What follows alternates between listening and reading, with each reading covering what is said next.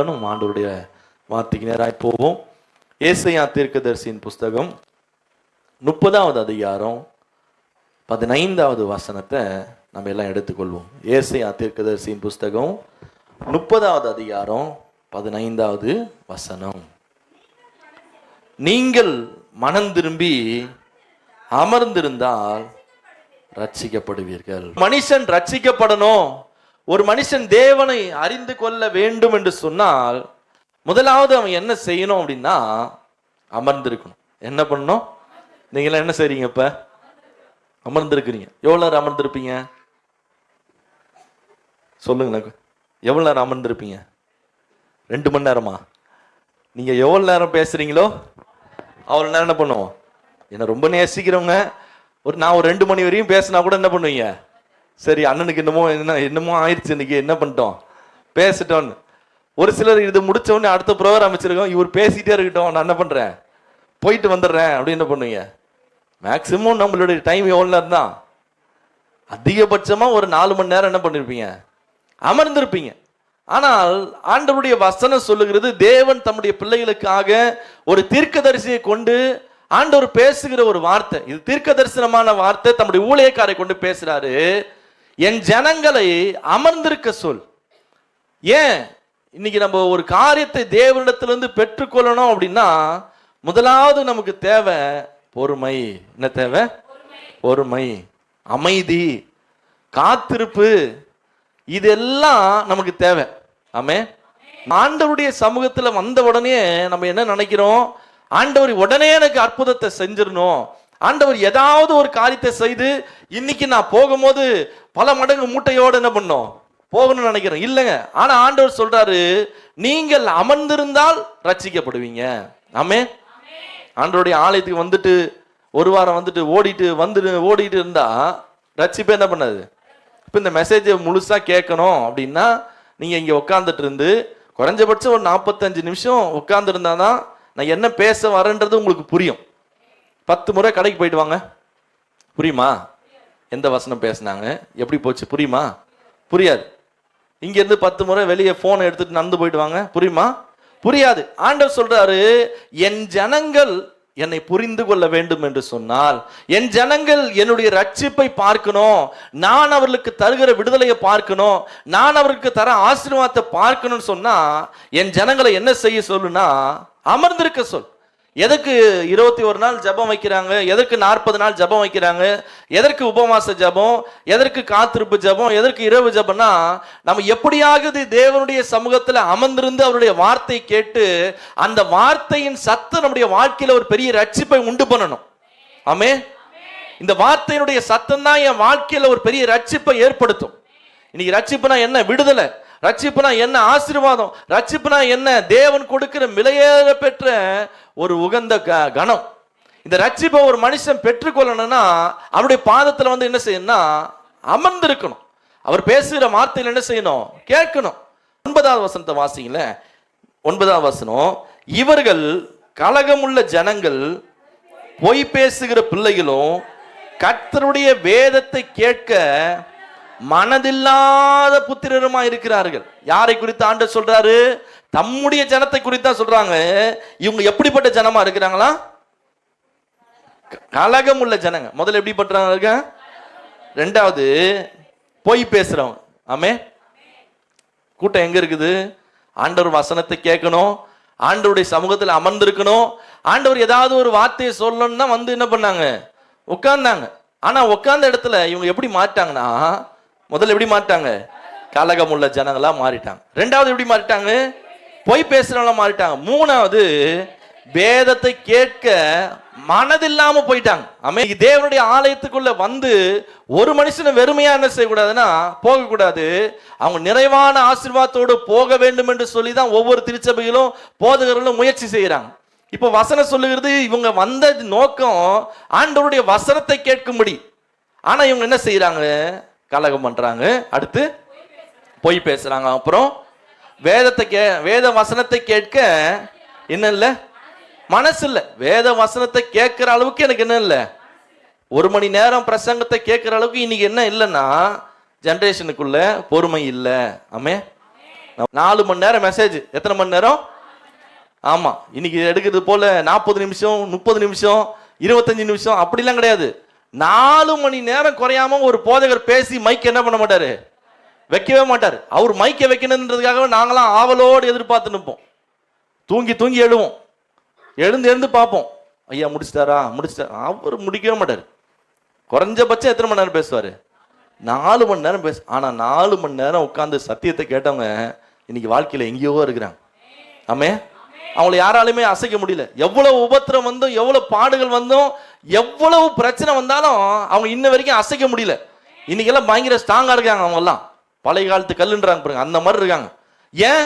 4 மணி நேரம் தேவனுடைய பாதத்துல உட்கார்ந்து வசனத்தை கேட்டு தங்களை ஸ்திரப்படுத்தினாங்க.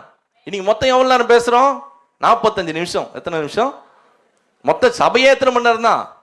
2 மணி நேரம், 2.5 மணி நேரம். அதுல நம்ம பார்ட்டிசிபேட் பண்றது எவ்வளவு நேரம் தான் சொல்லுங்க? ஏன் இவ்வளவு சைலண்ட்? நம்ம கலந்து கொள்கிற நேரம் எவ்வளவு நேரம்? மொத்த சபை 2.25 மணி நேரம், 11.15 முடிப்பேன். எத்தனை மணி நேரம் நம்ம எவ்வளவு நேரம் கலந்துக்கிறோம்? 9:45 வந்தா. இப்போ இன்னைக்கு நேரம் குறைவாயிருச்சு. ஆண்டவர் சொல்றாரு, தங்கள் வேதத்தை கேட்க மனதில்லாத புத்திரர்களா என்ன செய்யறாங்கன்னா மாறுகிறாங்க.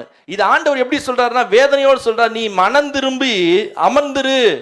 தேவனுடைய பிள்ளைகளுக்கு தான் ஆண்டவர் சொல்றாரு தவிர, இன்னைக்கு நம்ம உலகத்துல போய் வெளியே சொல்லுவோம், நீங்க மனம் திரும்புங்க, நீங்க பாவத்தை அறிக்கையிடுங்க. ஆண்டவர் சொல்றாரு, முதலாவது நீ மனம் திரும்பு. ஆமே, நீ எழுப்புதல் எங்க இருந்து வரும்? எழுப்புதல் எங்க இருந்து புறப்பட்டு தேசத்துல போனா எண்ணிலிருந்து எழுப்புதல் புறப்படும். ஆமே, எத்தனை பேர் நம்புறோம்? என்கிட்ட இருந்தாங்க எழுப்புதல் வரும், என்கிட்ட இருந்தா நல்ல செய்தி புறப்படும். எப்படி என்கிட்ட இருந்து எழுப்புதல் வரும்னா, நான் சரியா மாறினா இந்த கிராமம் சரியா மாறும், இந்த கிராமம் சரியா மாறினா மாவட்டம் சரியா மாறும், மாவட்டம் மாறுச்சுன்னா இந்த மாநிலமே என்ன பண்ணும்? மாறும். நம்ம என்ன நினைக்கிறோம்? அவங்க மாறல, இவங்க மாறல, நானும் என்ன செய்ய மாட்டேன். இல்ல, நான் மாற முயற்சி எடுக்கிறேன், அவங்களும் மாறுவாங்க. ஆமே, உங்க வீட்டுல குடும்ப தலைவர் மாற முயற்சி எடுங்க, உங்க மனைவி என்ன செய்வாங்க? மனைவி மாற முயற்சி எடுங்க, தலைவர் மாறுவார். நீங்க ரெண்டு பேரும் சேர்ந்து முழங்கால் போடுங்க, உங்க பிள்ளை என்ன செய்யும்? பார்க்கும். ஆமே, ஒரு நாள் என் குழந்தை கூட்டு கடைக்கு போறேன், நான் ஒரு பாட்டை பாட்டு போறேன், தேவகுமாரா தேவகுமாரா என்ன நினைச்சிடுங்கன்னு. அந்த பாட்டை நானும் ஒரு 1/4 மணி நேரத்துக்கு மேல நான் போயிட்டு வரது, 1/2 மணி நேரம் ஆயிடுச்சு. அந்த பாட்டை நான் திருப்பி பாடிட்டே வரேன். வீட்டுக்கு வந்து முடிச்ச உடனேல இருந்து என் பொண்ணு ஸ்டார்ட் பண்ணிட்டா அந்த பாட்டை பாடுறதுக்கு. அந்த லிரிக்ஸ் தெரியுதோ இல்லையோ, வார்த்தைகள் வரிகள் தெரியுதோ இல்லையோ, அந்த பாட்டு என்ன செய்யுது? அப்ப எங்க இருந்து வருது? நான் என்ன செய்யறனோ அந்த வார்த்தையே எங்க பிள்ளைங்க என்ன பண்றாங்க? கவனிக்கிறாங்க. தகப்பனும் தாயும் தேவனுடைய சமூகத்துல அமர்ந்திருக்கிறத ஒரு பிள்ளை என்ன செய்யணும்? பார்க்கணும். எங்க அப்பா உண்மையா உத்தமமா நடக்கிறார்ன்றத உங்க பிள்ளைங்க என்ன செய்யணும்? பார்க்கணும். எங்க அம்மா அப்பா உண்மையா காலையில உட்கார்ந்து வேதத்தை எடுத்து வாசிக்கிறாங்க, அல்லது உங்களுக்கு படிக்கவே தெரியல, சும்மாவாது திறந்து இப்படியே பார்த்துட்டு இருக்கிறாங்கன்றத யார் பார்க்கணும்? அப்போ உங்க பிள்ளைகளுக்குள்ள ஒரு பயம் இருக்கும், எங்க அப்பா பைபிள் படிக்கிறாரு, நானும் என்ன செய்யணும்? படிக்கணும். அவனுக்குள்ள ஒரு குற்ற உணர்வு வரும்.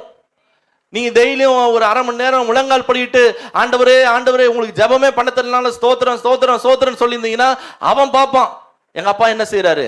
ஜெபம் பண்றாரு. இப்ப நம்ம என்ன செய்யறோம்? பிள்ளைகளுக்கு சொல்றோம், போய் முட்டி போடு, போய் ஜெபம் பண்ணு. பிள்ளைங்களால உங்களை எதிர்க்க முடியலனாலும் ஆனா ஈஸியா கிளீனா புரிஞ்சுப்பாங்க, நீ பண்றது இல்ல. பிள்ளைங்களால நம்மள என்ன பண்ண முடியல, எதிர்க்க முடியல. இன்னைக்கு அவங்களுக்கு வயசு இல்லை, ஆனா அவங்களுக்கு தெரியும் இவங்களே என்ன செய்யறது இல்ல, ஜெபம் பண்றது இல்ல, இவங்களே ஒழுக்கமான வாழ்க்கையை வாழ்றது இல்ல. இப்போ நம்ம முன்மாதிரியா இருக்கணும். ஆண்டவர் சொல்ற, நீ மனம் திரும்பி அமர்ந்திருந்து ரட்சிக்கப்படு. நம்ம வேத வசனத்துக்கு நேரம் போவோம். யாத்திராகமத்தின் புஸ்தகம் 34வது அதிகாரம் 28வது வசனத்தை வாசிங்கள. யாத்திராகம் 34:28 வாசிங்க. யாரு? மோசே அப்பம் புசியாமலும் தண்ணீர் குடியாமலும் இரவும் பகலும் எத்தனை நாள்? 40 நாள் கர்த்தரோடே என்ன செய்தான்? இருந்தான். எத்தனை நாள் இருந்தான்? 1 மணி நேரம் இல்ல, 2 மணி நேரம் இல்ல, 1 நாள் இல்ல, 2 நாள் இல்ல, இரவும் பகலும் 40 நாள் மோசே என்ன செய்யலையா? அப்பம் புசிக்கல, தண்ணியும் குடிக்கல. ஆனா எங்க இருந்தாரு? கர்த்தரோடு இருந்தார். அதனுடைய விளைவு, அதனுடைய தாக்கம் என்னன்னா, அந்த வசனத்தினுடைய பின்பகுதி சொல்லுகிறது, அவன் 10 கற்பனைகளாகிய உடன்படிக்கையின் வார்த்தைகளை பலகையில் என்ன செய்தான்? எழுதினான். இனி வரைக்கும் 10 கற்பனை 10 கட்டளை 10 கட்டளைன்றமே, இந்த 10 கட்டளையை வாங்குறதுக்கு அவர் எத்தனை நாள் உட்கார்ந்து இருந்தாரு? 40 நாள் இரவும் பகலும் தேவ சமூகத்துல புசியாமலும் குடியாமலும் ஆண்டவருடைய முகத்திலே என்ன செஞ்சாரு? 40 நாள் மலை மேல உட்கார்ந்து இருந்தார், தியானம் பண்றாரு. இந்த 40 நாளுக்கு கிடைச்ச பலன் தான் என்னன்னா கற்பலகைகள். ஆமே. ஆனா இவர் விட்டுட்டு போன ஜனங்க என்ன செய்யறாங்கன்னா 32வது அதிகாரம் 1 வாசிங்கள, 32:1 வாசிங்க. மோசே மலையிலிருந்து இறங்கி வருகிறதை தாமரிக்கிற ஜனங்கள் கண்டபோது அவர்கள் ஆரோனிடத்தில் கூட்டம் கூடி அவனை நோக்கி, எகிப்து தேசத்திலிருந்து எங்களை அழைத்து கொண்டு வந்த அந்த மோசேக்கு என்ன சம்பவித்ததோ அறியும், ஆதலால் நீர் எழுந்து எங்களுக்கு முன் செல்லும் தெய்வங்களை எங்களுக்காக என்ன செய்யும், உண்டு பண்ணும் என்றார்கள். ஜனங்க என்ன செய்யறாங்கன்னா, மோசே ஜனங்களுக்காக தான் தேவ சமூகத்துல போய் இரவும் பகலும் 40 நாள் என்ன செய்யறாரு? ஜெபம் பண்றாரு. ஆண்டவரே, இந்த ஜனங்களை நான் எப்படி வழி நடத்தணும், இவங்களுக்கு எங்க இடத்த கொடுக்கணும், இந்த ஜனங்களை நீங்க எப்படி ஆசீர்வதிப்பீங்க, இந்த ஜனங்க எப்படி உங்களை வழிபடணும், இதெல்லாம் கேட்பதற்காக தான் 40 நாள் ஆண்டவருடைய முகத்துல போய் அமர்ந்திருக்கிறார். ஆனா இந்த ஜனங்க என்ன செய்யறாங்கன்னா, எங்களை அழைத்து வந்த மோசேக்கு என்ன சம்பவித்ததோ, நான் அந்த வசனம் சொல்லுகிறது, இறங்கி வர தாமதிக்கிறதை ஜனங்கள் கண்ட போது. இவர் எங்க இருக்கிறாரு? மோசே. ஜனங்களாம் எங்க இருக்காங்க? மலைக்கு கீழே இருக்கிறாங்க. இவங்க என்ன முடிவு பண்ணிட்டாங்க? இவர் போனவர் 1 நாள்ல வருவாரு, 2 நாள்ல வருவார்னு பார்த்தா வெயிட் பண்ணி பார்த்தாச்சு. எத்தனை நாள் ஆச்சு? 40 நாள் முடிய போது. இவர் என்ன பண்ணல? வரல. அதனால இனிமே மோசே என்ன பண்ண மாட்டாரு? இவ்வளவு நாள்லாம் யாரும் ஆண்டவருடைய பாதத்தில் என்ன பண்ண மாட்டாங்க? உட்கார மாட்டாங்க. இவ்வளவு நாள்லாம் யாரும் என்ன பண்ண மாட்டாங்க? ஜெபம் பண்ண மாட்டாங்க. இவ்வளவு நேரம்லாம் யாரும் சர்ச்சைக்கு போக மாட்டாங்க. இவங்களாம் ஒரு முடிவு வந்து இவங்க என்ன செய்யறாங்கன்னா, ஆரோன் கிட்ட வந்து, அந்த மோசேக்கு என்ன நடந்ததோ தெரியாது, எங்களுக்கு முன் செல்லுகிற ஒரு தெய்வத்தை என்ன செய்ய உண்டு பண்ணும். இதனால வந்த பிரச்சனை என்ன? பல கூட்டம் அழிந்து போனது. மோசே இறங்கி வந்தாரு. ஆரோன் வந்து ஒரு கன்றுக்குட்டியை உருவாக்கி அந்த கன்றுக்குட்டியை நமஸ்கரித்து அந்த கன்றுக்குட்டிக்கு எல்லாம் விக்கிரக ஆராதனை செய்யும் போது மோசே என்ன பண்றாரு? இறங்கி வராரு. பார்க்கிறாரு, ஜனங்கள் தங்களை கெடுத்து கொண்டிருக்கிறாங்களே, கற்பனைகளை போட்டு உடைக்கிறாரு. நடந்த காரியம் என்ன? ஒரு மனுஷன் காத்திருக்கும் போது அதுல ஒரு மிகப்பெரிய ஆசீர்வாதம் உண்டாகும். இந்த ஜனங்க ரட்சிக்கப்படலைங்க. இதுல இருக்கிற வசனத்தை நீங்க கீழே போய் வாசித்தீங்கன்னா தெரியும். அதுல மோசே வந்து கீழே வந்து பாக்குறாரு. 7வது வசனத்தை வாசிங்களேன். அப்பொழுது கர்த்தர் மோசேயை நோக்கி, நீ இறங்கி போ, எகிப்து தேசத்துல நீ நடத்தி கொண்டு வந்த உன் ஜனங்கள் தங்களை என்ன பண்றாங்களா? கெடுத்து கொள்றாங்க. அவ்வளவுதான். அவங்க லைஃப் என்ன பண்ணிட்டாங்க? அவங்க ஸ்பாயில் பண்ணிட்டாங்க. வேதம் சொல்லுகிறது, நீ அமர்ந்திருந்தா ரட்சிக்கப்படுவ, நீ மனம் திரும்பு. இந்த ஜனங்க எங்க இருந்து வந்தவங்க அப்படின்னா, எகிப்தினுடைய சகல விக்கிரகத்தையும் பார்த்து பார்த்து வந்தவங்க. ஆமே. எங்க இருந்தவங்க? இவங்க எகிப்துல இருந்தவங்க. 400 வருஷம் அடிமையா இருந்தாங்க. இவங்க என்ன கத்துக்கிட்டாங்கன்னா, இப்போ ஒரு சிலை இல்லாம நம்மளால என்ன பண்ண முடியாது, வாழ முடியாது அப்படின்னு ஒரு முடிவுக்கு வராங்க. இல்லை கவனிங்க. இந்த ஜனங்க வந்து ஆண்டவர் சொல்றாரு, இவங்களை நல்ல பாலும் தேனும் ஓடுகிற இடத்துக்கு கொண்டு போகணும், இவங்களை ஆசீர்வதிக்கணும், இவங்களை உயர்த்தணும்னு ஆண்டவர் திட்டம் வைத்து இருக்கிறார். ஆனா இவங்க என்ன செய்யலன்னா, மனம் திரும்பல. என்ன செய்யல? மனம் திரும்பி அமர்ந்திருந்தா அவ்வளவு கூட்ட ஜனம் என்ன செய்யிருக்காது? செத்துருக்காது. இவங்க என்ன செய்யல? எங்க இருந்து வந்தாங்களோ அந்த பாவத்தை கையோடு என்ன பண்றாங்க? கூட்டிட்டு வராங்க. ஆமே. இப்போ நம்மளும் பலவிதமான விக்கிரக வழிபாடுகள் இருந்தோம், பலவித காரியத்திலிருந்து ஆண்டவர் என்ன பண்ணியிருப்போம்? ஏற்றுக்கொண்டிருப்போம். இப்போ நமக்குள்ள ஒரு கேள்வி என்னன்னா, ஆண்டவர் ஏற்றுக்கொண்ட பிறகு நான் திரும்பவும் போய் அதை செய்யலாமா? நிச்சயமா என்ன பண்ணக்கூடாது? செய்யக்கூடாது. இந்த ஜனங்க என்ன செய்தாங்கன்னா, அவங்களுடைய பழக்கமே என்ன?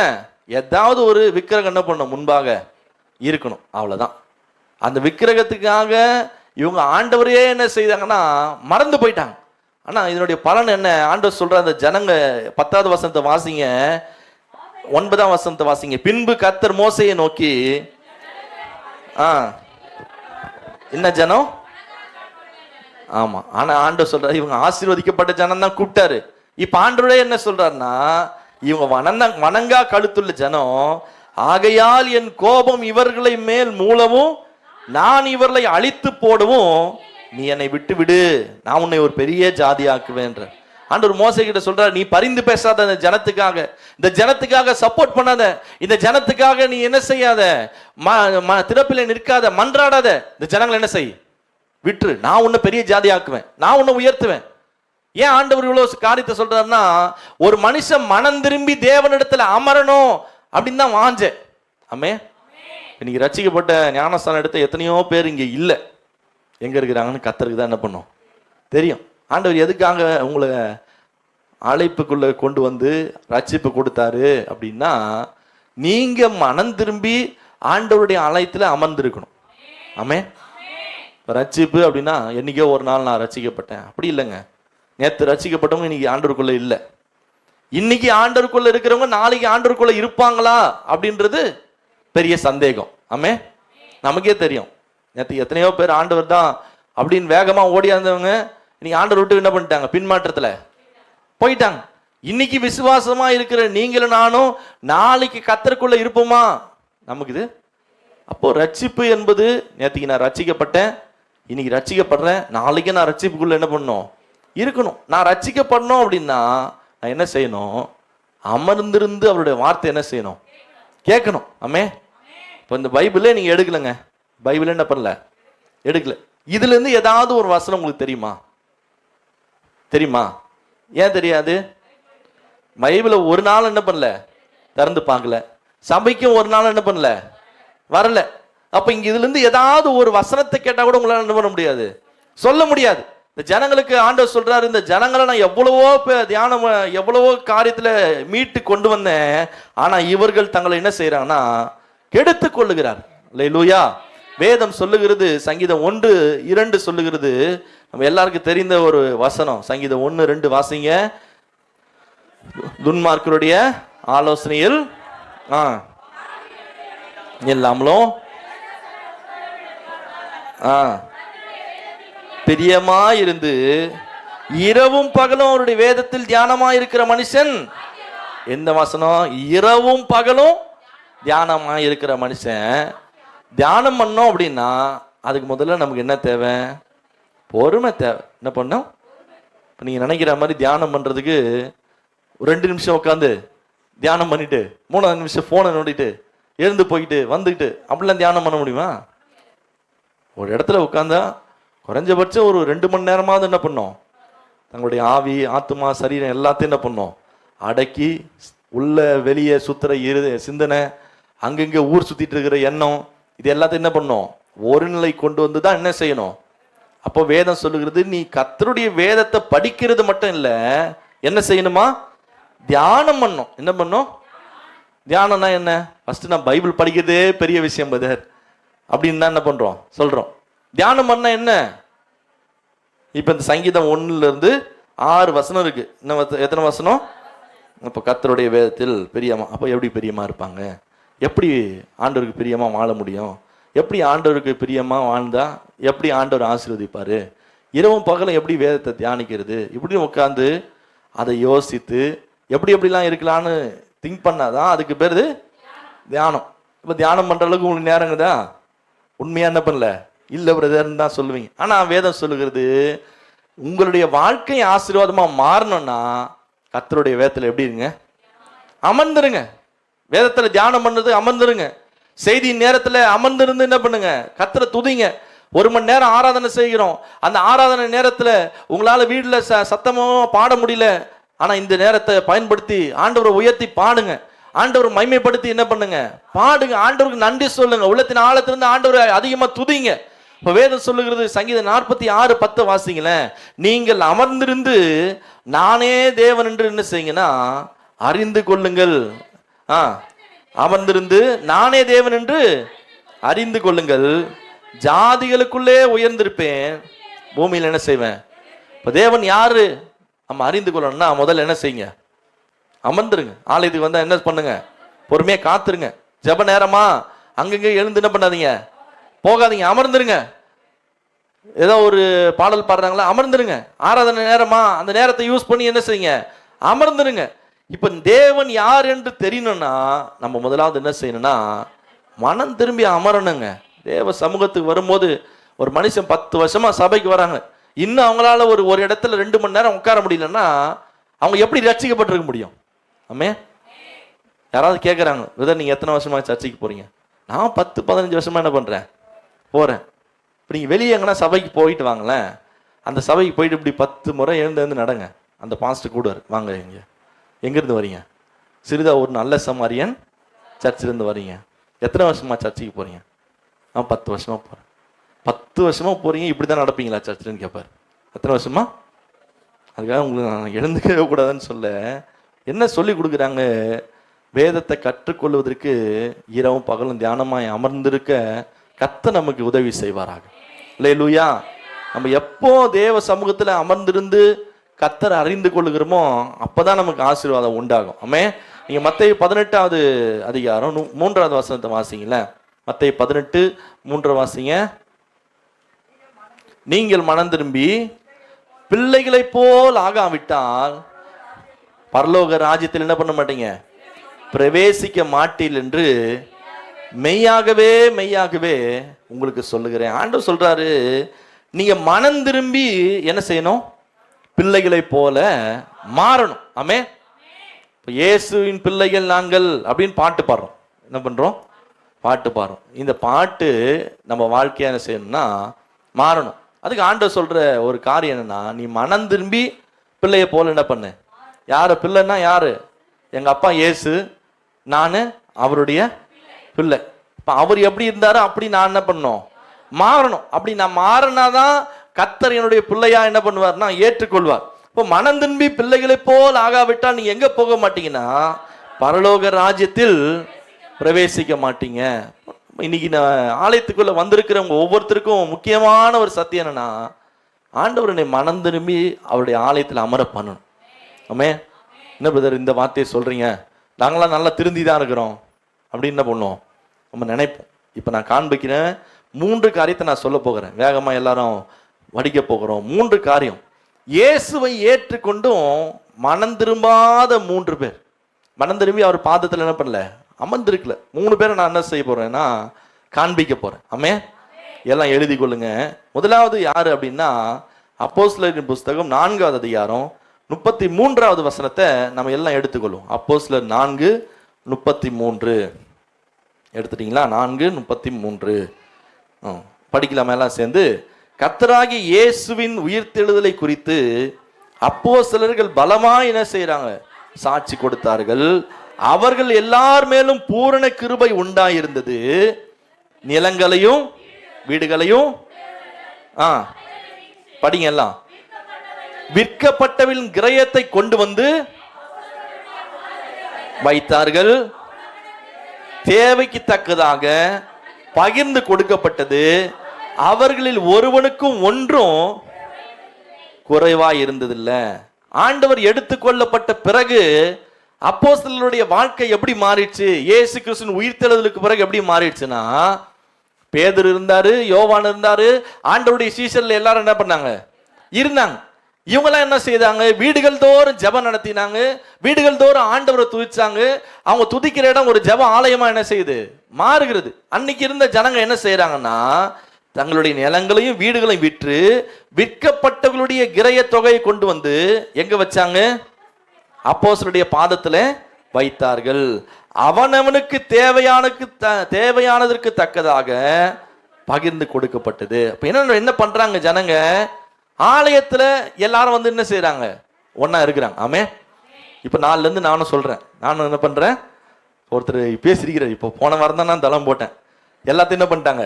வித்து கொண்டு வந்து சர்ச்சில் என்ன பண்ணுங்க? வச்சிருங்க. இப்போ யாருக்காவது குறை இருக்கா? அதுல இருந்து என்ன பண்ணுங்க? எடுத்துட்டு போங்க அப்படின்னா எத்தனை பேர் வித்து கொண்டு வந்து சபையில் என்ன பண்ணுவோம்? அன்னைக்கு அப்போஸ்தலருடைய நாட்கள் நடந்தது. எல்லாரும் கிரயங்களையும் வீடுகளையும் வித்து எடுத்துட்டு வந்து எங்க வச்சுட்டாங்க? ஆண்டவருடைய பாதத்துல, ஊழியக்காரர்களுடைய பாதத்துல என்ன செய்யறாங்க? அப்போஸ்தலருடைய பாதத்துல வச்சுட்டாங்க. இப்ப யாருக்கு பசி எடுக்குது? இப்ப அவனுக்கு பசிக்குதா? இந்தா அந்த கட்டுல இருந்து ஒரு 100 ரூபாய் என்ன பண்ண எடுத்துட்டு போய் பிரியாணி சாப்பிடு. நீ இடத்த வித்தியா? 10 லட்சம் வந்திருக்கா? கொண்டு வந்து எங்க பண்ணு? இங்க வச்சிரு. தம்பி உனக்கு ட்ரெஸ் இல்லையா? என்ன பண்ணு? 500 ரூபாய் எடுத்துட்டு போய். இப்படிதான் என்ன பண்ணுது வசனம்? அதான் சொல்லுது, ஒவ்வொருவனுக்கும் பகிர்ந்து கொடுக்கப்பட்டது. அவர்களில் ஒருவனுக்கும் ஒன்று என்ன செய்யல? குறைவா இருந்ததில்ல. அப்படிப்பட்ட ஒரு நாட்கள்ல நீங்க வாசிங்க 36.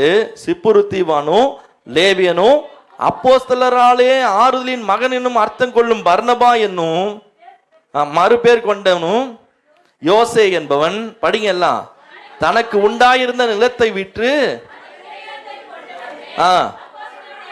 எங்க வச்சுட்டாங்க? நம்ம எதை இப்ப நம்ம தியானம் பண்றோம் அப்படின்னா, ஆண்டவருடைய ஆலயத்துக்குள்ள இருந்து கொண்டு மனம் திரும்பாது இருக்கிற 3 பேரை பத்தி தான் பார்க்குறோம். முதல் நம்பர். இதுல இவங்க எல்லாரும் வித்து கொண்டு வந்து எங்க வச்சாங்க? உண்மையா யாரையும் வந்து மிரட்டல, யாரையும் கண்டிஷன் பண்ணி காசு எடுத்துட்டு வா என்ன பண்ணல. அவங்களுடைய மன விருப்பத்தினு கொண்டு வந்து எல்லாரும் என்ன பண்ணிட்டாங்க? உண்மையா வச்சுட்டாங்க. இப்போ இதே கூட்டத்துல ஒரு ஜோடி இருக்கு. ஒரு ஜோடி இருக்கு. அந்த ஜோடி யாரு? 5வது அதிகாரம் 1 வசனத்தை படிங்க.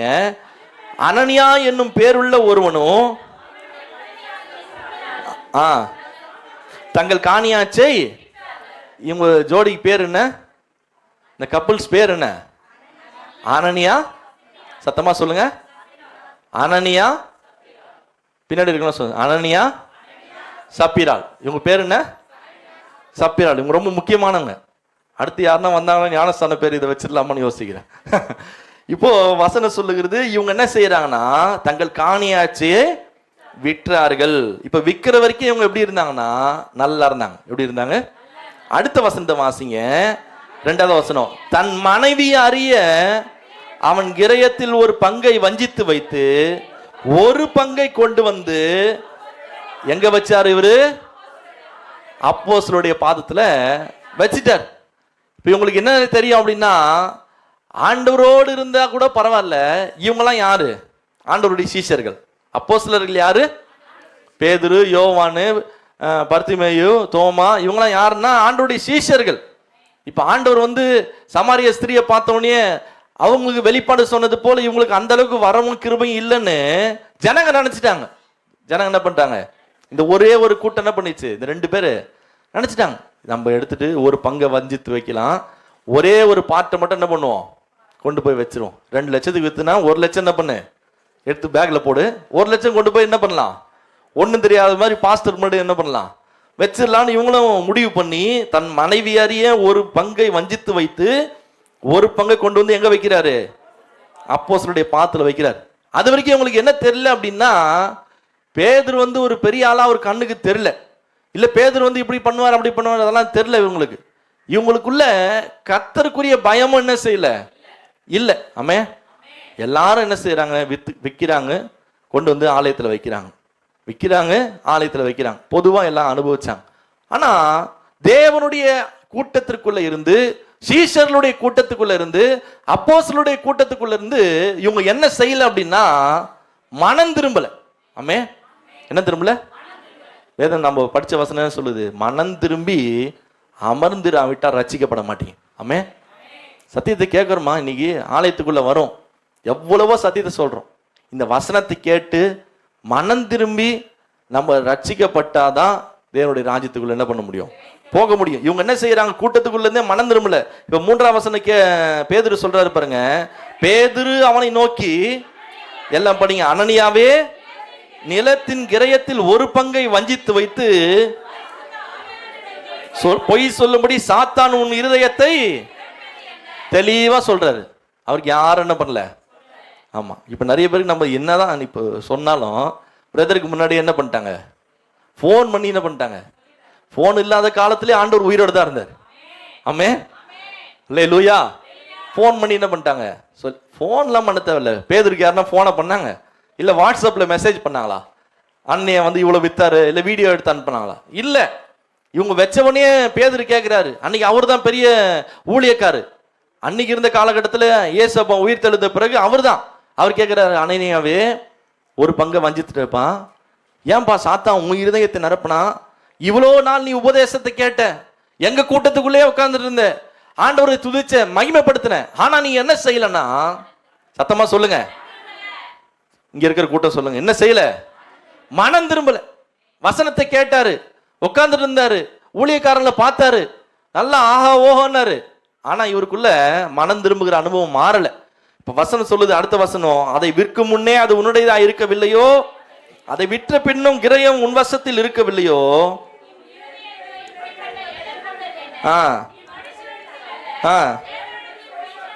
என்ன சொல்லிட்டாரு இவரு? பொய். எங்க சொன்னாரு?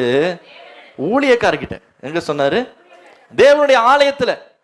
அதனால ஆண்டவர் சொல்ல மனம் திரும்புங்க, பரலோக ராஜ்யம் வெளியே சொல்ற வார்த்தை இல்லைங்க, இது உள்ள சொல்ற வார்த்தை. இங்க உள்ள இருக்கிறவங்க தான் என்ன செய்யணும்? மனம் திரும்பணும். உள்ள இருக்கிறவங்க தான் சத்தியத்தை கேட்கணும். உள்ள இருக்கிறவங்க தான் ரட்சிக்கப்படணும். ஆமே. இப்ப பொய் சொல்லும்படி என்ன பண்ணிட்ட நீ? ஆண்டவர்கிட்ட பொய் சொல்லிட்டேப்பா. இந்த வார்த்தையை கேட்கவே விழுந்து என்ன செய்யறான்? ஜீவனம் விட்டான். வாலிபர்கள் எழுந்து அவன் என்ன செய்யறாங்க? கொண்டு போய் அடக்கவும் பண்ணிட்டாங்க. அன்னைக்கு பேண்ட் வைக்கல, மியூசிக் வைக்கல, பட்டாசு வெடிக்கல, ஒண்ணுமே பண்ணல. இன்னும் சொல்ல போனா தன்னுடைய மனைவிக்கே என்ன பண்ணல. ஆமே. இறந்துட்டான் என்ன பண்ணுவோம்? மனைவிக்கு சொல்லணும், குடும்பத்துக்கு சொல்லணும், ஜனம் வரணும், தலைக்கட்டு 7 தலைக்கட்டு வரணும், 12 தலைக்கட்டு வரணும், எவ்வளவோ இருக்குது. ஆனா ஒரு மனுஷன் செத்துட்டான், ஒய்ஃபுக்கு என்ன பண்ணல? ஒரு வார்த்தை கூட ஒய்ஃப் சொல்ல. போனாங்க, தூக்குனாங்க, அவனை எடுத்து சேலையில சுற்றி வெளியே எடுத்து கொண்டு போய் அடக்கம் பண்ணாங்க. இது வரைக்கும் ஒய்ஃபுக்கு என்ன தெரியாது? நியூஸ் தெரியாது. 3 மணி நேரம் கழிச்சு அம்மா வராங்க. படிங்க 7வது வசனம், எல்லாரும் படிங்க. ஏறக்குறைய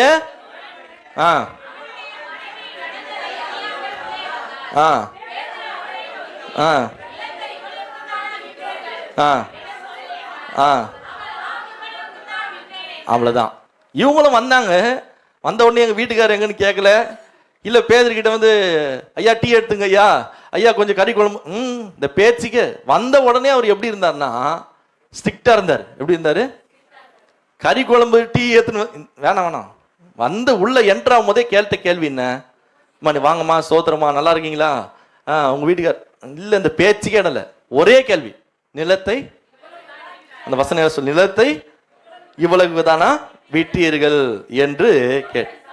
ஆமா, இதை கேட்ட உடனே அடுத்து நீங்க 9ஆம் வசனத்தை படிங்க. பேதுரு அவனை இல்ல, நீங்க அந்த ஒரு வசனத்தை விட்டுட்டீங்க.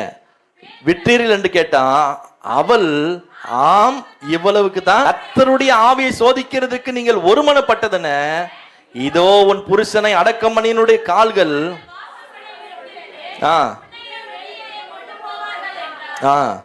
உடனே அவள் அவளுடைய பாதத்தில் விழுந்து ஜீவனை விட்டாள். வாலிபர்கள் உள்ளே வந்து அவள் மரித்து போனதை கண்டு வெளியே எடுத்து கொண்டு போய் அவள் புருஷன் அண்டையில் என்ன செய்தாங்க? அடக்கம். இந்த அம்மா செத்ததையும் யாருக்கு என்ன பண்ணல? அவங்க அம்மாவுக்கும் சொல்ல, அப்பாவுக்கும் சொல்ல, தலைக்கட்டுக்கு என்ன பண்ணல, சொல்லல. வேதம் சொல்லுகிற அடுத்த வசனம், சபையார் எல்லாரும் இவளை கேள்விப்பட்ட போது மிகுந்த பயம் உண்டாயிற்று. ஆமே. பெரிய பயம் வருது. ஏன் பயம் வருது? நீ மனம் திரும்பணும், ரட்சிக்கப்படணும், ஆண்டவர் சொல்லிட்டே இருக்கிறாரு. ஆனா மனம் திரும்பவே இல்லை. ஆண்டவருடைய ஆலயத்துல அமர்ந்திருந்து ஆண்டவருடைய வார்த்தை கேட்டு எப்படியாவது நம்ம ஆண்டவருடைய வாழ்க்கையில, ஆண்டவருடைய ஆவிக்குரிய வாழ்க்கையில முன்னேறணும்னு சொல்லி எவ்வளவோ ஊழியக்காரர்களும் உங்களுக்காக முயற்சி எடுக்கிறாங்க. ஆனா நான் மனம் திரும்ப மாட்டேன்னு சொன்னா ஒரு நாள் தேவன் தம்முடைய பட்டயத்தை கருக்காக்குவார். வசனம் தானே சொல்லுது, நானா சொல்றேன். தேவன் தம்முடைய பட்டயத்தை கருக்காக்குவார், ஷார்ப் பண்ணுவார். அன்னைக்கு மனம் திரும்பாதவங்களுக்கு என்ன நிலைமையோ கர்த்தர் தான் என்ன செய்வார்? அறிவார். நல்ல கனி கூடாத மரம் எல்லாம் வெட்டுண்டு. ஏன் நல்ல கனி கொடுக்கல? வசனத்தை விதைச்சோம், தண்ணியை ஊத்தணும், மருந்து போட்டோம், வேலை அடைச்சோம், பாதுகாத்தோம். ஆனா இது என்ன செய்யல? நல்ல கனியை கொடுக்கல. கனியே வரல. ஆண்டவர் பார்த்தாரு, இது கனி இல்லை, வெட்டி எங்க போடு. அப்படின்னா அர்த்தம் என்ன? மனம் திரும்பல, தூக்கி எங்க போடு? நரகத்துல போடு. இது ஒரு நாள் என்ன செய்யல? திருந்தல. கர்த்தருக்குரிய பயம்தான் ஒரு மனுஷனை மாற்றும். கர்த்தருக்குரிய பயம்தான் ஒரு மனுஷனுக்குள்ள இருதயத்துல ஒரு பெரிய பயத்தையும் தாக்கத்தையும் உண்டு பண்ணும். நீதிமொழிகள் 1:7 சொல்லுகிறது, கர்த்தருக்கு பயப்படுதலே ஞானத்தின் ஆரம்பம். ஆமே. யாருக்கு பயப்படணும்னு சொல்லிக் கொடுங்க, உங்க பிள்ளைகளுக்கு சொல்லிக் கொடுங்க. கர்த்தருக்கு பயப்படு. ஆமே. நீ ஆளுக்கு ஏற்ற மாதிரி நான் வந்த உடனே ஒரு பயம் இல்லை, என்ன பார்த்து இல்லை, உன்னை எப்போதும் பார்த்துட்டு இருக்கிற கர்த்தர் மேல இருக்கிறார். அவர் உன்னை பார்த்துக்கிட்டே இருக்கிறார். அவருக்கு என்ன செய்? பயப்படு. அதுதான் உனக்கு ஞானத்துக்கு ஆரம்பம். இந்த அனனியாவும் சப்பீராலும் ஊழியக்காரருக்கும் பயப்பில்ல, கர்த்தருக்கு பயந்து இருந்தா இவங்களுக்கு ஆண்டவர் ஞானத்தை கொடுத்துருப்பாரு. என்ன ஞானத்தை கொடுத்துருப்பாரு? இப்படி ஒரு காசு என்ன பண்ணக்கூடாது, எடுக்கக்கூடாது, நம்ம கொண்டு போய் வச்சுட்டு எவ்வளவு கேட்டாலும் என்ன செய்வாங்க? கொடுப்பாங்க. கர்த்தருக்கு பயப்படுதெல்லாம் ஞானத்தை என்ன செய்யும்? தரும். 2வது நீதிமொழிகள் 10:27 சொல்லுகிறது, கர்த்தருக்கு பயப்படுதல் ஆயுசுனால பெருக பண்ணுமா. ஆமே. யாருக்கு பயப்படுறது? மனுஷனுக்கு பயப்படுற பயம் இல்லைங்க. ஒரு மனுஷன் கர்த்தருக்கு பயந்தா இந்த பூமியில ஆயுசு நாள் பெருகும். கர்த்தர் அவனை ஆயுசு நாளை பெருக பண்ணுவார். கர்த்தர் அவனை உயர்த்துவார், நீடித்திருக்க பண்ணுவார். யாருக்கு பயப்படணும்? கர்த்தருக்கு பயப்படணும். சங்கீதம் 34:11 சொல்லுகிறது, என் பிள்ளைகளே எனக்கு வந்து செவி கொடுங்கள், கர்த்தருக்கு பயப்படுதல உங்களுக்கு என்ன செய்வேன்னா போதிப்பேன். தாவீது சொல்லு, என் பிள்ளைங்களே நீங்க எல்லாரும் என்ன பண்ணுங்க, வாங்க செவி கொடுங்க, தேவனுடைய வார்த்தை கேளுங்க. நான் உங்களுக்கு எதை போதிக்கிறேன் அப்படின்னா, நீங்க கர்த்தருக்கு பயப்படுத. இன்னைக்கு நான் எதை சொல்லிட்டு இருக்கிறேன்னா, எனக்கு பயப்படுங்க, இல்ல பாஸ்டுக்கு பயப்படு, இல்ல இல்ல, உங்க கையில வைத்திருக்கிற வேத புஸ்தகத்தை என்ன செய்யுங்க. ஆமே, இதுக்கு பயப்படுறேன்னு சொல்றவங்க மட்டும் ஒரு ஆமேன்னு சொல்லுங்க பாப்போம். நல்லா பைபிளை தூக்கி ஒரு ஆமேன்னு சொல்லுங்க. நல்லா பைபிளை தூக்குங்கன்னா பைபிளை தூக்க மாட்டீங்களா? பைபிளை தூக்கி ஒரு ஆமேன்னு சொல்லுங்க. உண்மையா அதுக்கு பயப்படுறீங்க? ஆமே, இதுக்கு பயந்து நான் எந்த தப்புமே பண்ணலன்னு சொல்றவங்க மட்டும் அப்படியே பைபிள் வச்சுட்டு இருக்கேன். பைபிள் வைங்க. என்ன ஏன் கீழே போட்டீங்க? நான் இதுக்கு பயந்து இந்த வசனத்துக்கு பயப்படுறேங்க, நான் எந்த தப்புமே பண்றதே கிடையாது. பைபிளே இல்லையா உனக்கு? கவனிங்க, ஆண்டவருக்கு எத்தனையோ சமயம் நமக்கு வாய்ப்புகள் என்ன செய்யறாரு, கொடுக்குறாரு. ஆண்டோடைய வசனத்தை கேட்கணும். உடைய பிள்ளைங்க வாழ்க்கை ஆசீர்வாதமா என்ன செய்யணும், மாறணும். கடந்த வாரத்தில் எங்க தெருவில் இருக்கிற ஒரு தம்பி ஒருத்தன் இறந்துட்டான். பல முறை அவன் வந்து இந்த ஏதோ ஒரு பைக் ஒன்று வச்சிருக்கான். அது எங்கேயோ ரேஸ் எல்லாம் போயிட்டு இருப்பான், அடிக்கடிக்கு பைக் எடுத்து ஓட்டிக்கிட்டு. அது ஏதோ ஒரு பைக், ஹீரோ இம்பல்ஸா ஏதோ ஒரு பைக்கு. பல முறை நான் அந்த ஷெட்டில் பார்த்து சொல்லுவேன், ஏன் பிரதர் இப்படி ஓட்டுறீங்க வண்டியை, கொஞ்சம் பொறுமையாக ஓட்டுங்க. ஒரு 2 முறை அடிபட்டு மூஞ்செல்லாம் அவனுக்கு ஷேப்பே இருக்காது, எல்லாம் உடஞ்சி தூள் தூளாக போயிடுச்சு. ஏன் அப்படி வண்டி ஓட்டுறீங்க, கொஞ்சம் பார்த்து ஓட்டுங்க, 25 வயசு தான், பார்த்து ஓட்டுங்க அப்படின்னு. கடந்த வாரத்தில் பார்த்தா போஸ்டரில் தான் இருக்குது, பேனர், பெரிய பேனர் போட்டு வச்சுருக்காங்க, 25 வயசு. அடிக்கடி சொல்லுவேன், கடவுளுக்கு பயப்படுப்பான், இப்படி ஓட்டாதப்பா, உங்கள் அப்பா அம்மா ரொம்ப வருத்தப்படுவாங்கப்பா, நீ பார்த்தா ரொம்ப கஷ்டமாக இருக்குது. நான் சொல்லுகிறேன், நீ யாருக்கு பயப்படணும் அப்படின்னா, உங்கள் பெற்றோரை தாண்டி 24 மணி நேரம் உங்க கூட இருக்கிற கர்த்தருக்கு பயப்படுங்க. உங்கள் பெற்றோர் எப்பவும் உங்களை என்ன பண்ண முடியாது, வாட்ச் பண்ண முடியாது. உங்கள் பெற்றோர் எப்பவுமே உங்கள் கூட என்ன பண்ண முடியாது, இருக்க முடியாது. ஆனால் இந்த ஆலயத்திலிருந்து இந்த வார்த்தைக்கு செவி கொடுக்குற மனுஷன் அந்த ஆயுசுனால கர்த்தர் பெருக பண்ணுவார். கர்த்தருக்கு பயப்படுதல் உங்களுக்கு சொல்லி கொடுக்குறேங்க. எங்கள் ஊழியக்காரர் எங்களுக்கு ஆண்டவருக்கு பயப்படுறதா சொல்லி கொடுக்கல அப்படின்னு நீங்கள் சொல்ல முடியாது. ஒரு நாள் நான் சொல்லுகிறேன், நீ எந்த வேலையை செஞ்சாலும், எந்த நிலைமையில இருந்தாலும் கர்த்தருக்கு பயப்படுற பயம் உங்கள் இருதயத்தில் இருக்கணும். நிறைய பேர் நினைக்கிறாங்க, இப்போ எங்கள் அம்மா கூட இருக்கிறாங்க, ஒரு சில டைமில் என்னால் பார்க்க முடியல, போயிடுறேன், எங்கேயாவது லேட் ஆயிடுது, ஆனால் பயப்படுறேன். ஏன் அப்படின்னா, நாளைக்கு என்னுடைய பிள்ளைங்க வளருவாங்க. இன்னைக்கு நான் எதை விதைக்கிறேனோ அதையே கர்த்தர் திரும்ப அறுக்கும்படி உதவி செய்வேன். ஆமென். வரமாட்டுது. இன்னைக்கு எங்கள் அம்மாவுக்கு நான் எதை விதைக்கிறேனோ என் பிள்ளைங்க வளருவாங்க. என் பிள்ளைங்கிட்ட அதை நான் என்ன செய்யணும், அறுக்கணும். உங்கள் பெற்றோருக்கு நீங்கள் எதை விதைக்கிறீங்க இன்னைக்கு கவனிங்க.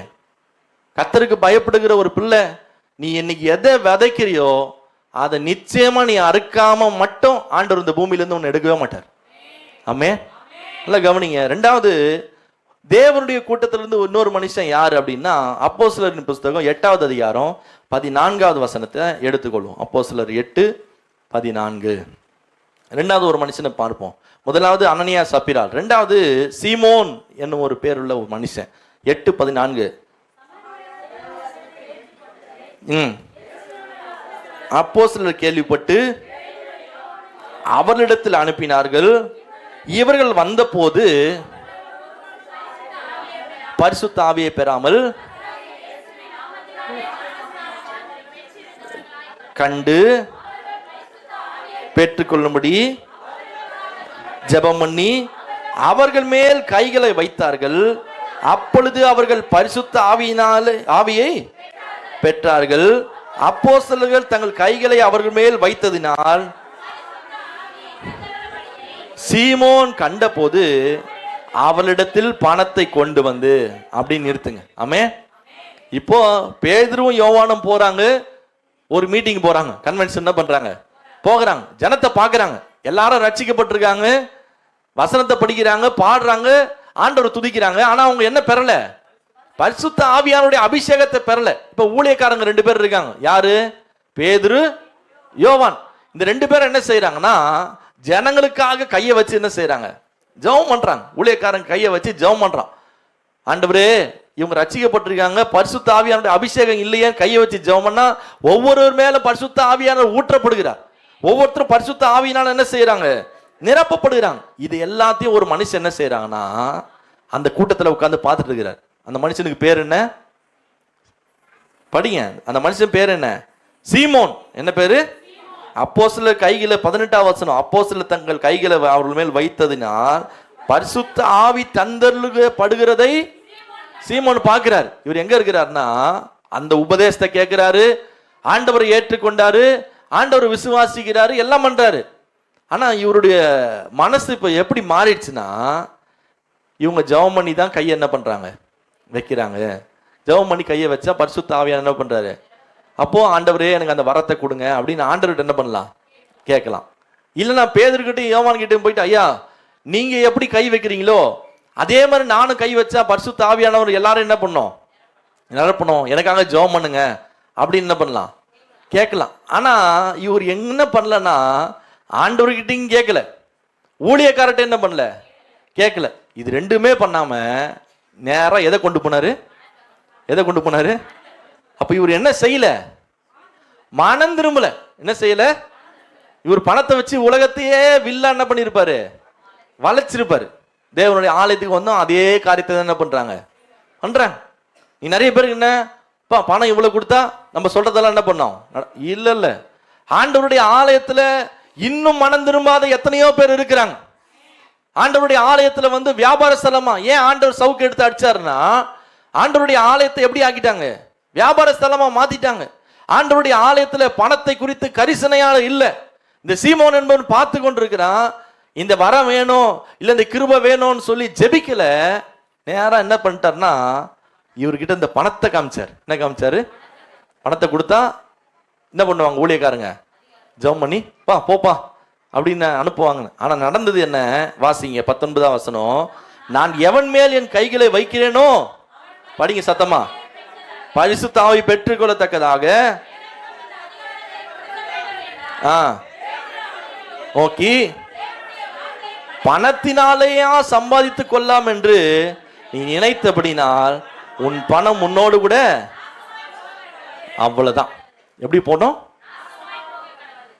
இவருக்கு பல வருஷமா பேதுரு, யோவானு, மற்ற சீஷர்கள், ஆண்டவரால் அனுப்பப்பட்ட சீஷர்கள்லாம் உபதேசம் பண்ணாங்க. ஆனா கடைசி வரைக்கும் இவர் என்னதான் மைண்ட்ல வச்சிருந்தாருன்னா பணத்தையே தான் நம்பியிருந்தார். பணம் வச்சா எதையும் என்ன பண்ணலாம்?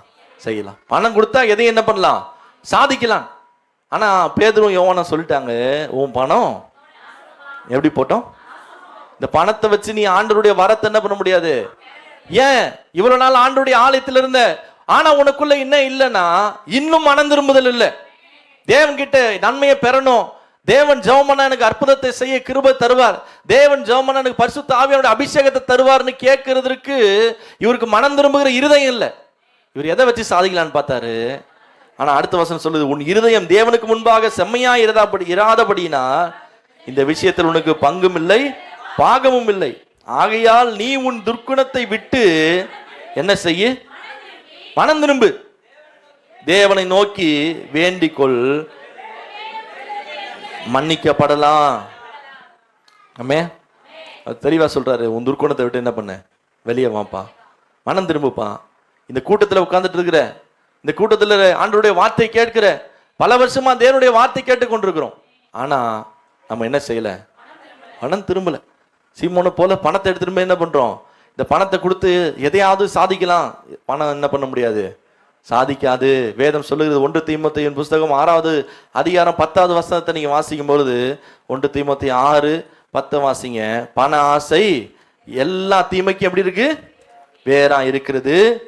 படிங்க. சிலர் அதை இச்சித்து விசுவாசத்தை விட்டு வழுவி அநேக வேதனைகளாலே தங்களை உருவ குத்தி கொள்ளுகிறார்கள். எடுத்துட்டீங்களா? 1 தீமோத்தேயு 6:10. பண ஆசை எப்படி இருக்கு?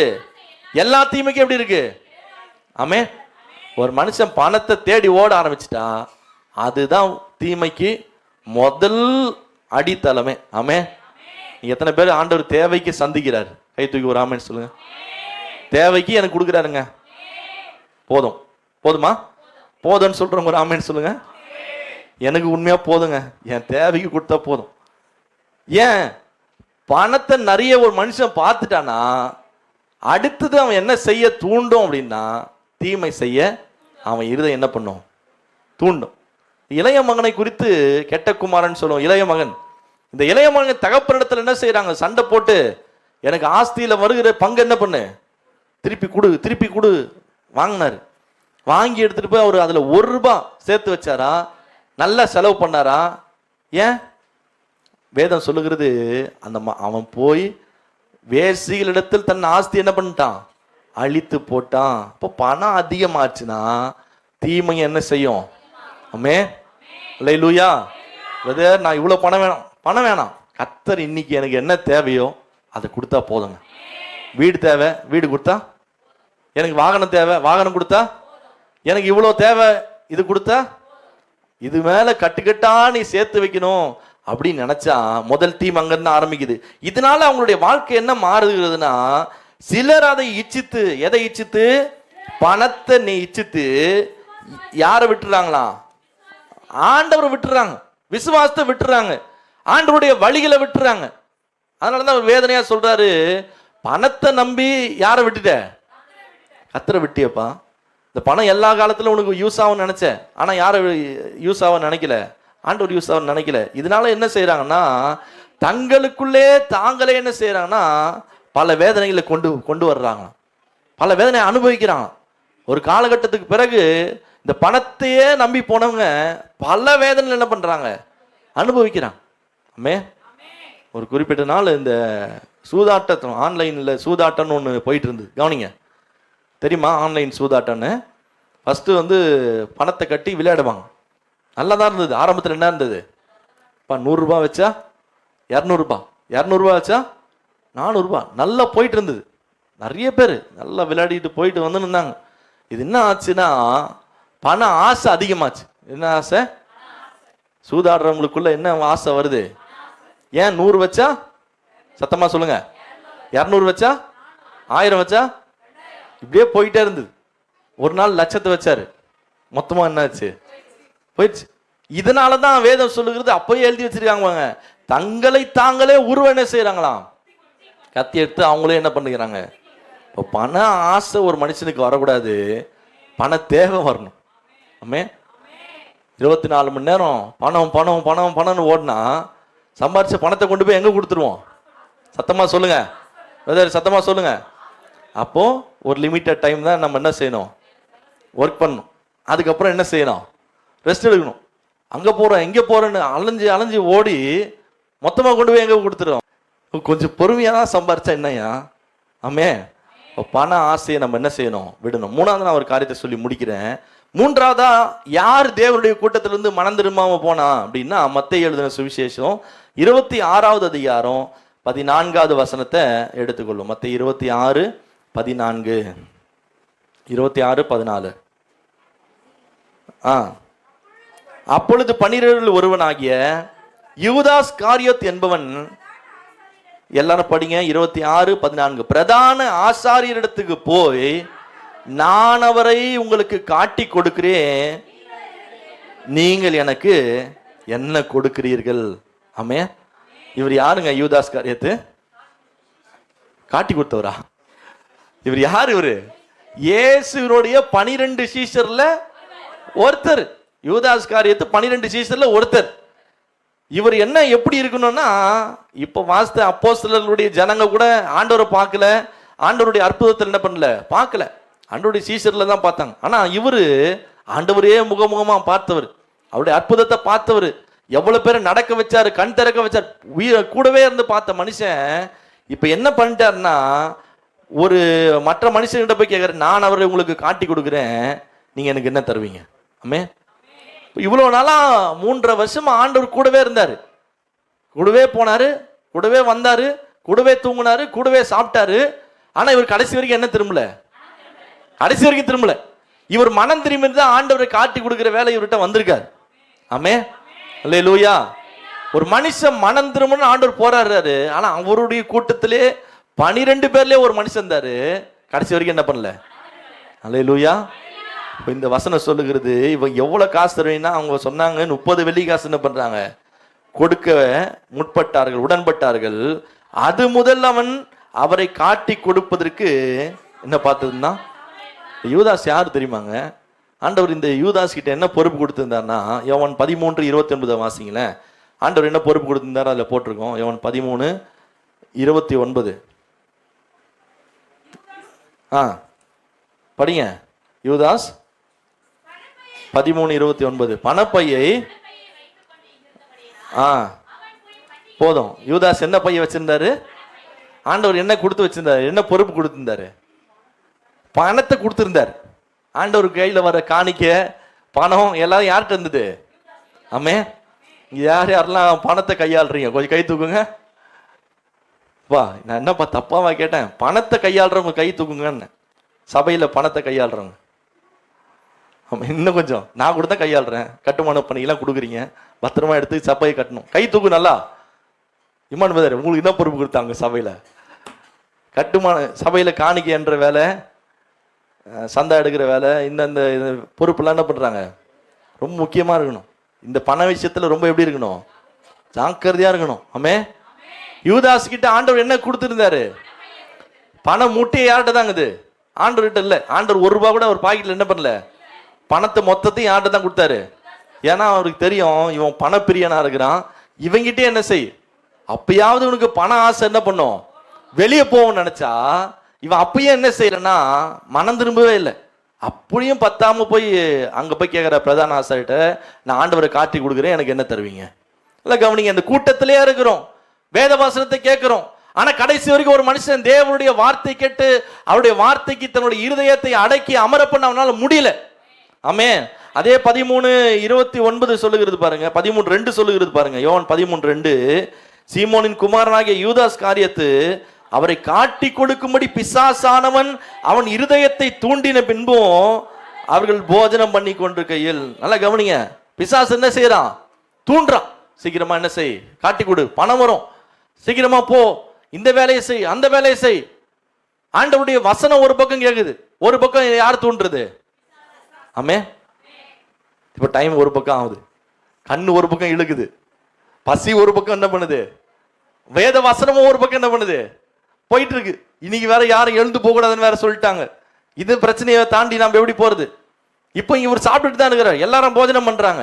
ஆனா இவருடைய இருதயம், ஆண்டவரும் கூட இருக்கிறாரு. ஆனா இவரு வசனம் சொல்லுறது, பிசாசானவன் அவன் இருதயத்தை என்ன பண்றான், தூண்டிக்கிட்டே இருக்கிறான். சாப்பிட்டுக்கிட்டே இருக்காரு, ஒரு பக்கம் என்ன செய்யறாரு, சீக்கிரம் காட்டி கொடு, சீக்கிரம் காட்டி கொடு.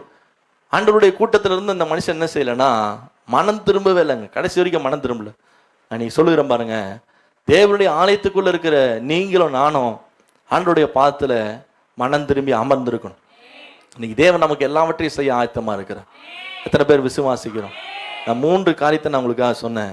முதலாவது அனனியா, 2வது சீமோன், 3வது 3 பேரும் எங்க இருந்தாங்கன்னா ஆண்டவரோடு, வசனத்தோடு, தேவ சமூகத்தில், தேவ பிள்ளைகளோடு, ஆலயத்துக்குள்ள ஒரு பெரிய கிறிஸ்தவ கூட்டத்தில் இருந்தாங்க. ஆனா என்ன செய்யல, மனம் திரும்பல. காலை நேரத்துல உங்களுக்கு நான் சொல்லுகிறேன், எல்லாம் எழுப்பி நிற்போம். நீங்க இந்த வார்த்தை கேட்கிறோம், பல முறை சொல்லுகிறோம், நீங்க தேவனுடைய வார்த்தைக்கு கீழ்ப்படிங்க, மனம் திரும்புங்க, ஆண்டோடைய வார்த்தையை அசட்டை பண்ணாதீங்க. ஆண்டோடைய வார்த்தைக்கு உங்களை முழுவதுமா என்ன செய்யுங்கன்னா ஒப்பு கொடுங்க. ஆண்டவருடைய வார்த்தை உங்களை நடத்தும். அந்த வார்த்தை உங்களை ஒவ்வொரு நாளும் கிருபையாய் நடத்தி கொண்டு வரும். எல்லாம் கண்களை மூடி நம்ம ஜெபம் பண்ணுவோம்.